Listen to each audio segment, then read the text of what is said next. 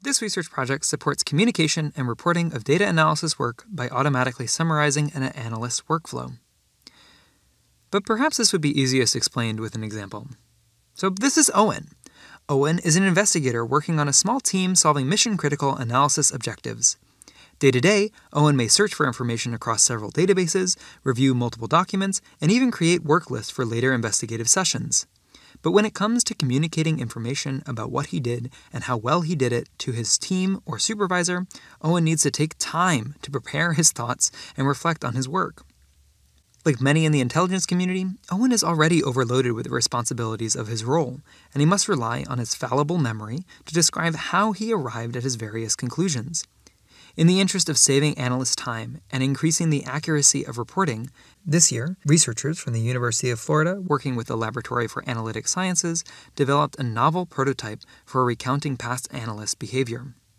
This system takes a user's interaction history, like the set of searches and documents they encountered during their analysis, as an input, and we automatically segment that time based on similar topics. The segments are then summarized using natural language to provide an easy-to-read description of what happened during the session.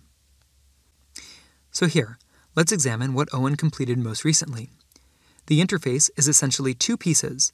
At the top, the system provides an overview of his analysis, and below are details written for each of the algorithmically identified segments of time.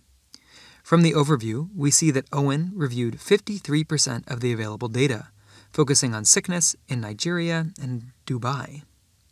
It looks like segment 11 was when he opened the most unseen documents. And this is right at the end of the session, so maybe he was just catching a lead or checking that he covered all his bases.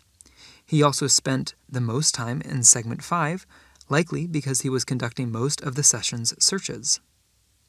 Below, we can read more about each of these segments, such as the number of searches, the amount of time in each segment, and how much attention each document received.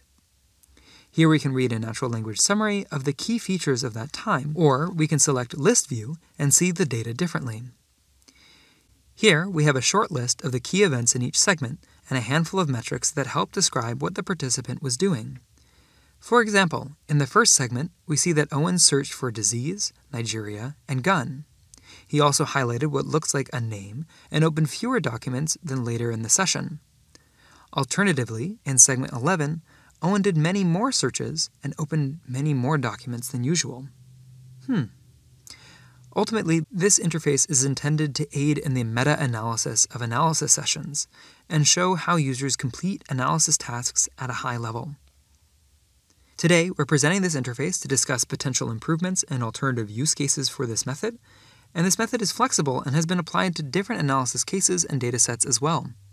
At a glance, we're working to automatically generate a user behavior report to help with many parts of the analysis process, including individual reflection, team training, bias or error handling, and time management evaluations. If you're interested in learning more about our work, we hope to see you at our live demo. Thank you.